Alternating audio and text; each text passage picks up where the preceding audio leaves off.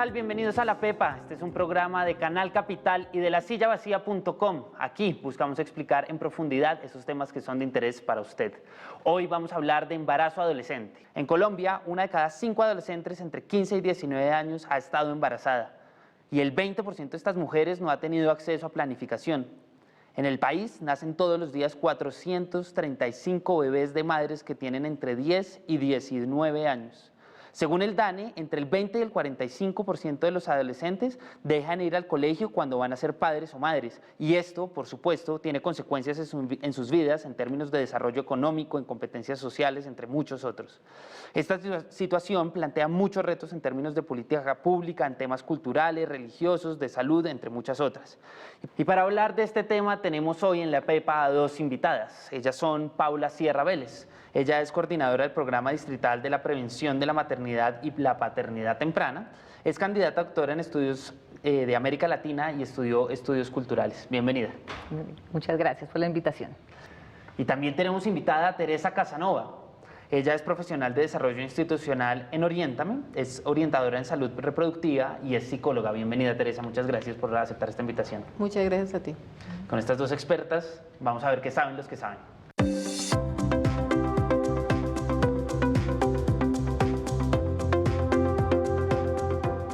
Teresa, usted lleva muchos años estudiando este tema. ¿Por qué no nos describe un panorama general de cómo está el embarazo adolescente en el país? El embarazo adolescente es un problema no solamente en Colombia, sino a nivel mundial. Cada vez los jóvenes inician su vida sexual mucho más temprano y muchas veces por desconocimiento real de los riesgos que pueden tener con este inicio de vida sexual, pueden llegar a embarazos que no están buscando necesariamente. En Colombia en este momento, 5 de cada 1000 embarazos fueron de mujeres entre 15 y 19 años.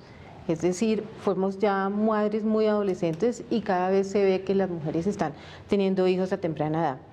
Las adolescentes adicionalmente no tienen los hijos con otros adolescentes, sino con personas mucho mayores. Casi que en promedio unos 7 años son los hombres mayor que las mujeres. Esto hace que también tengamos que pensar un poco el problema del abuso sexual y de la violencia. Porque las mujeres, sabemos que en Colombia menores de 14 años se considera abuso sexual si se tiene una relación sexual así sea consentida. Igualmente, casi el 8% de los embarazos de las adolescentes terminan en abortos.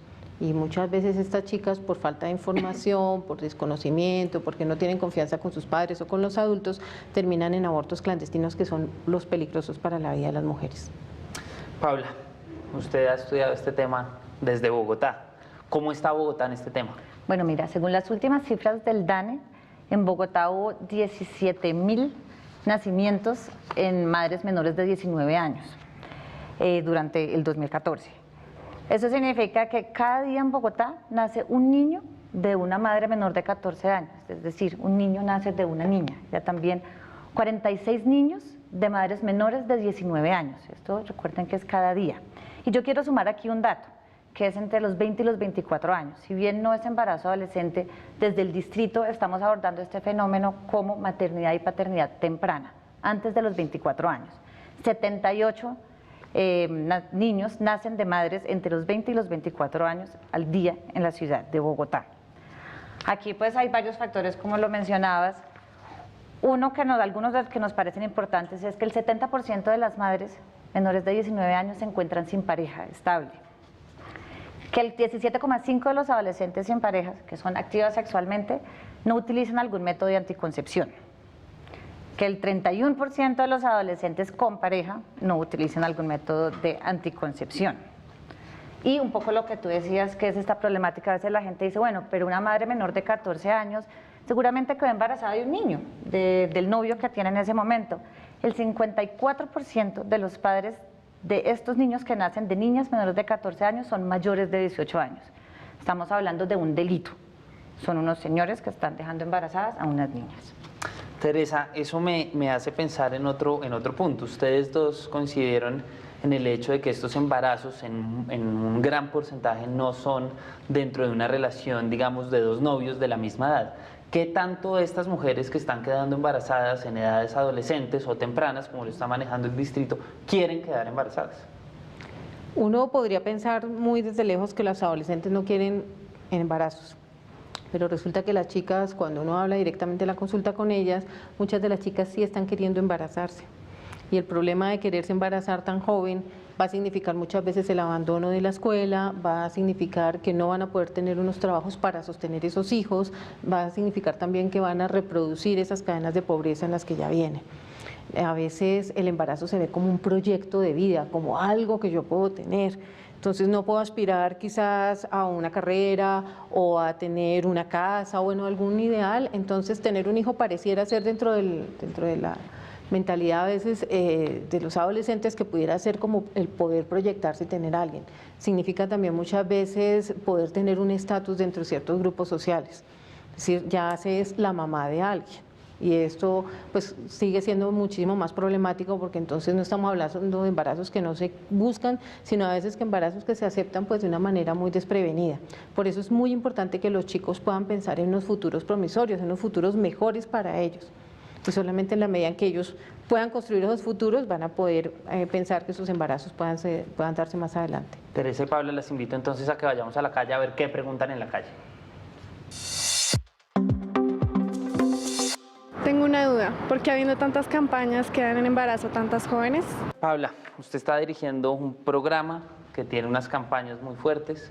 ¿Por qué a pesar de que hay tantas campañas, estas cifras siguen siendo las que acaban de describir? Bueno, yo creo que nos falta mucho por trabajar. Creo que uno de los temas que estamos tratando de cambiar es que hay muchas acciones desde diferentes partes, pero hay una falta de que nos juntemos todos. Nos juntemos el sector privado, el sector público, incluso dentro del sector público. Digamos, la gran diferencia que tiene este programa en el que estamos trabajando es que queremos lograr una intersectorialidad. Como tú lo mencionabas, hay unos jóvenes que sí quieren ser papás, hay unas mujeres menores de 19 años que sí quieren ser mamás, porque es que esto no es un tema solo de anticoncepción, no es que los chicos no conozcan la anticoncepción, hay varias barreras. Uno, pueden conocerla, pero no poder acceder a la anticoncepción. Pero adicionalmente, si no tienen oportunidades de vida, si tenemos unos imaginarios culturales, por aquí tengo un dato también que me pareció interesante, que es el de la encuesta bienal de cultura, donde tú tienes que el 41% de los bogotanos, 41.2, estuvieron de acuerdo con esta frase, que es: una educación adecuada para las niñas es aquella que da preferencia al desarrollo de sus roles de madre y esposa. Entonces, si tú desde chiquitos le estás diciendo a las niñas que lo que ellos tienen que ser es ser mamás, entonces, digamos, esto lo tenemos que abordar desde diferentes perspectivas. Por eso hay que trabajar con temas de desarrollo económico, con educación para que los chicos puedan acceder a becas, con salud claramente, con los papás de los jóvenes para que sepan cómo hablarle a sus niños de estos temas. Yo creo que los índices vienen bajando, que también me parece importante mencionarlo. Se ha venido haciendo trabajo en esto, estamos fortaleciéndolo, pero administraciones anteriores, en Bogotá en particular, trabajaron mucho sobre este tema, pero tal vez de manera un poco fragmentada. Nosotros esperamos que al trabajar conjuntamente podamos potenciar el impacto que estamos teniendo y reducir los índices. Teresa, usted también ha trabajado muchos años en estos temas de campañas. Paula ha hablado en tema cultural. Me gustaría que hiciera énfasis en eso. Uno, ¿cómo hace una campaña efectiva, más allá de la campaña, una política pública efectiva para que no siga habiendo estos términos, de estas cifras tan grandes que estamos viendo a pesar de las reducciones que ya nos hablaba Pablo? Pues yo creo que la clave ahí podría ser continuidad. Es decir, muchísimos de los esfuerzos que ha hecho el distrito es importante poderlos continuar y poderlos replicar, porque los adolescentes, digamos que cada año se renuevan. Es decir, nosotros trabajamos con un grupo de adolescentes y al año siguiente ese grupo de adolescentes ya se fue a otro momento de la vida y llegan otros nuevos. Entonces hay que hacer permanentemente un trabajo. Desde Oriéntame tenemos una experiencia muy linda, es que hemos trabajado un programa de apoyo a la niñez y en 20 años que llevamos con este programa, que básicamente han sido chicos que empezamos a conocerlos a partir de embarazos no deseados, es decir, desde el principio ya había ahí algunas dificultades en sus familias. Estos chicos en ese momento han podido desarrollar algunas otras alternativas porque se ha trabajado un poco más con los adultos, para que los adultos no sean las barreras, porque resulta que el adulto puede ser muchas veces el padre asustado que no sabe cómo enfrentar este tema, pero es también el médico que le dice: usted es muy joven, yo no le doy anticonceptivos. Puede ser también el docente que le dice: de esos temas aquí no hable. Es decir, hay una serie de adultos que pudiendo ser facilitadores, muchas veces se convierten en barreras. Otra de las cosas que hemos visto en este programa es el acceso real a métodos anticonceptivos, porque se tiene la información, pero así como se tiene la información, los chicos tienen muchísimos tabús sobre los métodos. Todavía se sigue creyendo que la primera vez no se embaraza, que si se hace muy rápido, o sea, se eyacula afuera, no va a haber un embarazo. Es decir, los chicos todavía tienen mitos, a pesar de que la información está en todos los espacios, de que ellos todo el tiempo consultan las redes, pero consultan también con sus pares. Y sus pares hablan a partir de lo que ellos han construido también como conocimiento en salud sexual y reproductiva. Uno de los éxitos de digámoslo así, de este proceso ha sido que durante 20 años hemos podido trabajar con los chicos, con sus familias, con su entorno. Entonces logramos ver en un grupo muy reducido, pero una tasa de embarazo muchísimo menor de la que hay en las localidades, que es de un 7% de embarazo adolescente, mientras que estamos hablando que en Bogotá está casi en 21%. Entonces, eso creo que ha ayudado muchísimo pues a que, habiendo continuidad, habiendo muchísimos elementos comunes que están trabajando en pro de los jóvenes, pues se puede reducir este embarazo. Son muchas las causas que uno puede enumerar, ustedes ya han ido enumerando algunas, una de ellas, de las que ya hablaba Teresa indirectamente, era el tema de educación. Hay muchos mitos, hay mucha creencia de que esto todavía es un tabú, hablar de la sexualidad desde edades tempranas. ¿Ustedes cómo ven esto en términos de educación, Paula? Bueno, aquí hay un tema y está el proyecto para la sexualidad que está reglamentado, esto es una ley. ¿Qué nos falta ahora? Profundizar en esto, poderlo fortalecer mucho desde las escuelas. En Bogotá estamos trabajando con las instituciones públicas, Oriéntame, incluso la administración anterior hizo un trabajo muy bueno con las secretarías de educación, pero necesitamos llegar a todas las escuelas públicas. Digamos, estamos en un porcentaje muy pequeño y tenemos todavía muchas barreras, pero un poco lo que tú decías, y es el profesor que todavía le da pena hablar de esto con sus estudiantes, el profesor que todavía no sabe cómo abordar este tema, la orientadora del colegio que tal vez por algunas creencias que ella tenga, creencias culturales, religiosas, dice yo de esto no hablo. Entonces yo creo que tenemos que trabajar muchísimo, fortalecer muchísimo la educación sexual. También tenemos que trabajar desde la primera infancia. Claramente esto no es un tema de hablarles de sexo directamente a los niños de la primera infancia, esto es un tema muy diferente. Se trata del autocuidado, de que los niños desde que están muy chiquitos empiecen a saber qué es su cuerpo, cómo se cuidan ellos, cómo se valoran ellos, qué puede y qué no puede hacer otra persona con su cuerpo, que es otro de los temas que queremos fortalecer desde la administración. Claro, porque ahí hay un tema que la gente confunde mucho y es como una educación para tener sexo y otra es una educación sobre el cuidado del cuerpo.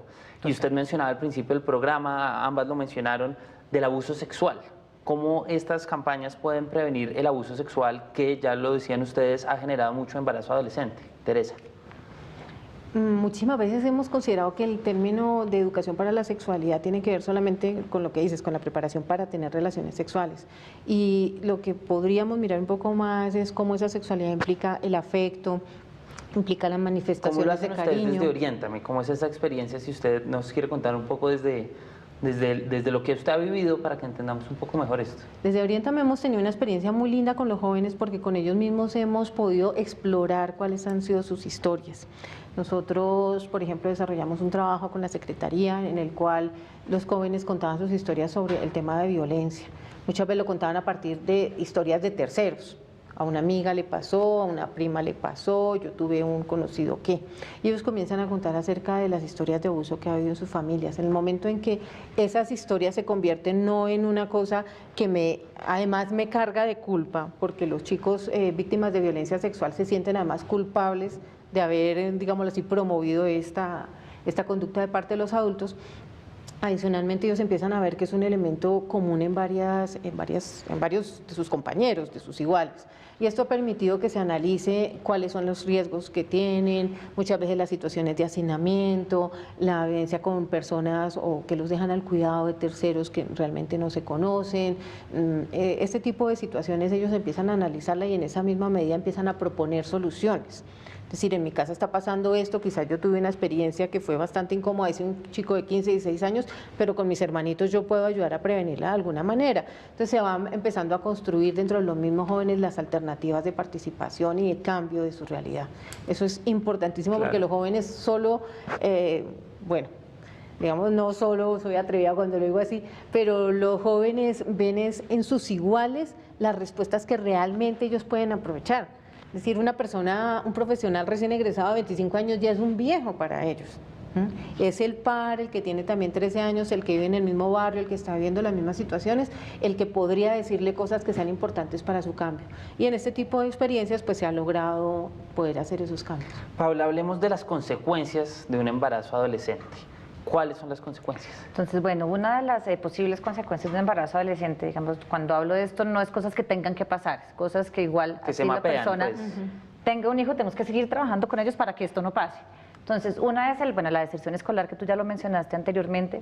Es otro tema que es como el rechazo de sus pares en algunos contextos, en otros alaban que sean padres o madres jóvenes. Los jóvenes entran mucho más rápido al mercado laboral por la necesidad que tienen, alteran sus proyectos de vida. En muchos de los casos, yo quería ir a viajar, pero yo quería estudiar en el SENA, pero ahora me toca mantener a mis niños. Se quedan muchas veces en unas relaciones tóxicas, por decirlo bonito, porque creen no ser capaz de tener a su hijo sola. Entonces, digamos, se quedan con el papá del niño o con la familia del papá del niño en situaciones de violencia porque no se sienten capaces de salir, digamos, al mundo solas. Hay un tema de autoestima que, sobre todo en el caso de las mujeres, es muy duro. Hay otra consecuencia que nos preocupa mucho, en la que estamos trabajando mucho, y es la prevención del embarazo subsiguiente. ¿Qué es esto del embarazo subsiguiente? Una vez una mujer menor de 19 años tiene un niño antes de tener 19 años, sus probabilidades de tener un segundo hijo en menos de 2 años aumentan. Entonces, si yo ya tuve un hijo a los 15 años, pues el siguiente también, por muchos temas culturales, pues para que no se lleven nada los niños, o para que mi pareja no me deje, o porque pues ya tuve uno, ya soy mamá, esto es lo que yo voy a hacer en la vida, entonces voy a tener el otro hijo seguido. Ahí tenemos que trabajar muchísimo, y es una de las consecuencias del embarazo. Teresa, ¿cuáles son esas consecuencias? Adicional a las que tú has mencionado, muchísimas veces los siguientes embarazos tienen que ver también con poder tener una nueva pareja que sí los acompañe. Es decir, esa primera pareja me dejó, yo asumí un embarazo sola, pero con un hijo voy a tener la seguridad de que una nueva pareja me va a ayudar a criarlos, y así son múltiples los embarazos que se dan muy jóvenes. Las mujeres en el campo tienen todavía muchísimo mayor dificultades, porque la posibilidad de acceder a estudio, de poder cambiar sus niveles de vida son mínimas. Las mujeres campesinas, indígenas, afro, tienen todavía muchísimas mayores dificultades. También porque sus grupos sociales valoran mucho el tema de continuar los embarazos, y esa es una forma casi como de ampliar las familias. Eso hace que muchas veces haya menos recursos y se distribuya, como popularmente lo decimos, donde come uno, comen dos, y eso va volviendo 4 debajo del brazo un pan. Sí, y eso son muchísimas concepciones populares, pues que nos ayudan, digámoslo así, como a que se promueva un poco el tema de tener más hijos. Entre los adolescentes también está el riesgo de adquirir enfermedades o infecciones de transmisión sexual, porque eso pareciera que eso sucediera solamente en otros sitios, que eso no puede estar acá. Las trabajadoras sexuales pueden estar muy expuestas, pero yo no, pueden decir los adolescentes, y resulta que el tema de las infecciones de transmisión sexual es muy fuerte dentro de los jóvenes y no se conoce, no se consulta médicamente, también por el tema de la vergüenza, ¿no? Paula, yo estaba mirando cifras que supongo que tienen un gran subregistro por la condición misma del aborto. Muchas veces se hacen condiciones de clandestinidad, que dice que el 8% de los adolescentes que quedan embarazados llega a interrumpir su embarazo, a hacer un aborto. ¿Usted cómo ve esta problemática? Bueno, mira, nosotros desde el distrito cumplimos con una normativa que es la normativa de la Corte Constitucional. Existe una sentencia que regula la interrupción voluntaria del embarazo en ciertos casos.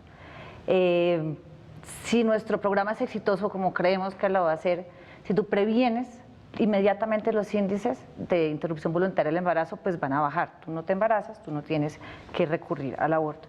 Sin embargo, el llamado para todas las personas que cumplan con lo que está en la ley es que no acudan a sitios que no cumplen con los estándares mínimos. Al ser una sentencia de la Corte Constitucional, en los casos permitidos por la ley, pueden acceder a servicios de salud públicos, pueden acceder a su aseguradora para realizarse la interrupción voluntaria del embarazo. Teresa, ¿usted cómo ve esta problemática? Pues estoy absolutamente de acuerdo en que en términos de la ley ahí ya está planteado. Ahora, si nos vamos por el lado del acceso real a los servicios, esa es la dificultad. Se plantearon, por ejemplo, unos servicios amigables desde los hospitales públicos en los cuales se iba a hablar abiertamente del tema de salud sexual, de salud reproductiva, y se les iba a indicar a los jóvenes sobre cuando hicieran la consulta sobre interrupción voluntaria del embarazo, cuáles eran las causales, cómo se puede acceder a este servicio, y resulta que con el tiempo hemos visto que esos servicios, en lugar de aumentar, digámoslo así, lo que ha pasado es que se ha ido restringiendo. Volvemos al tema del adulto barrera. Una parte desde las políticas públicas, que esto es un tema muy duro pues como para poder manejar la interrupción voluntaria del embarazo, dos, desde el tema un poco religioso, que también ahí influyen muchísimos de los actores, desde los profesionales tanto en salud como en enfermería, en psicología, que muchas veces por sus creencias personales no están de acuerdo con el tema de la interrupción voluntaria, y entonces también hay dificultades para poder tener los profesionales suficientes dentro del sistema público y ofrecer el servicio, o en las EPS, que sucede muchas veces que hay dificultades para que las personas informen, para que el médico informe a las mujeres que consultan. La dificultad más grande con los adolescentes es que el acceso a la interrupción voluntaria del embarazo no se hace de manera legal. Primero porque se desconoce. A estas alturas yo me he encontrado con abogados y con médicos que me dicen, ¿y el aborto es legal en Colombia? Y hay que decirles, sí señor, sí es legal en 3 causales, y esas causales son muy amplias. Es decir, el tema de la violencia sexual, las malformaciones que se presentan incompatibles con la vida, pero sobre todo la causal salud, que es una causal que involucraría muchísimos temas sobre lo que tiene que ver con el bienestar, el proyecto de vida y lo que los jóvenes están decidiendo sobre su embarazo. Teresa y Paula, las invito entonces a que vayamos a la pepa de este asunto.